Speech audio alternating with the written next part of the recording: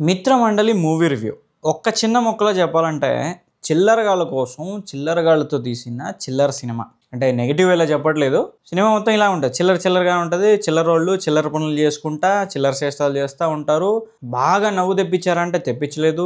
బాగా ఏమైనా ఎమోషన్స్ పండించారంటే లేదు. సినిమా బాగుందా లేదా చెప్పరా అంటే బాగానే ఉంది, ఓకే. ఇప్పుడు మీరు పనులన్నీ ఆపుకొని లేకపోతే అరే సినిమా రిలీజ్ అయింది, అరే చూడాలి అని అయితే వెళ్ళని అవసరం లేదు. ఖాళీగా పడుండి ఏం పని చేయడానికి లేక ఏం పని పాట లేదు అంటే మాత్రం సినిమాకి వెళ్ళండి, చూడండి, చూసి రావటం అంతే. అంతకుమించి మధ్యలో నవ్వులు ఏడుపులు ఏముండవు. ఈ సినిమాలో అందరిని ఇరిగిచ్చేసారు అన్నమాట. చిన్న కమెడియన్ నుంచి పెద్ద కమెడియన్ వరకు, అంటే జబర్దస్త్ వాళ్ళని వదిలేసి మిగతా వాళ్ళందరినీ మీరే అందరినీ ఏదో ఒక సీన్ లో అక్కడ ఒక సీన్ లో ఇరిగిచ్చేసారు. స్టోరీ ఏమైనా ఉందంటే స్టోరీ ఏమి లేదు. మనకి ఏమైనా సోషల్ మెసేజ్ ఇస్తారంటే సోషల్ మెసేజ్ ఏమి ఇవ్వరు. అసలు ఏంటి సినిమా ఏంటి అంటే ఒక నలుగురు చిల్లరోళ్ళ కథ అంతే. ఆ నలుగురు చిల్లరోళ్ళు పొద్దున్న లేచినప్పటి నుంచి సాయంత్రం దాకా ఏం చేస్తారు, వాళ్ళు ఏం చేశారు, ఆ సినిమాలో ఏం చూపించారు, అంతే మ్యాటర్. పెళ్లి చూపులు సినిమా నుంచి ఇప్పుడు వచ్చిన మిత్రమండలి వరకు ప్రియదర్శి గారు మాత్రం అలాగే ఉన్నారు. పెళ్లి చూపులు సినిమాలో బ్యాట్ పట్టుకొని ఇలా అంటున్నప్పుడు ఏదైతే షాట్ ఉంటుందో ఆ షాట్ ఒకటి ఉంటుంది. ఇక్కడ సేమ్ అనిపించింది నాకు. అంటే ఏం డిఫరెన్స్ అనిపించలే. అంటే ఆయన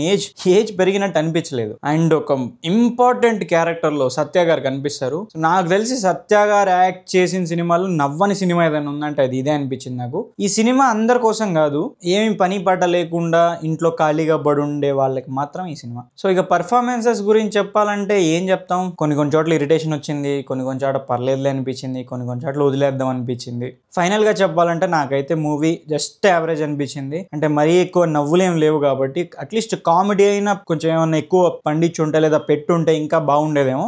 ఈ మూవీకి ఇన్స్పిరేషన్ వచ్చేసి జాతిరత్నాలే. సో జాతిరత్నాల్లో ఎక్కువ కామెడీ ఉంటుంది, ఎక్కువ నవ్వుతాం మనం. ఈ సినిమాలో మాత్రం అది లేదు. అండ్ నిహారిక గారు ఆమె రీల్స్ చేసుకునే దగ్గర నుంచి, సెలబ్రిటీస్ తో రీల్స్ చేసిన దగ్గర నుంచి, క్రికెటర్స్ తో రీల్స్ చేసిన దగ్గర నుంచి సినిమాకి ఒక హీరోయిన్ గా వచ్చారు అంటే చాలా పెద్ద జర్నీ అనే చెప్పుకోవాలి. అప్రిషియేట్ కూడా చేయాలి. సో ఇది ఫోక్స్ ఇవాల్టి మన వీడియో మీకు నచ్చిందని అనుకుంటున్నాను. వీడియో మీకు నచ్చితే లైక్ చేయండి, నచ్చకపోతే కామెంట్ చేయండి, సబ్స్క్రైబ్ మాత్రం ఖచ్చితంగా చేసుకోండి.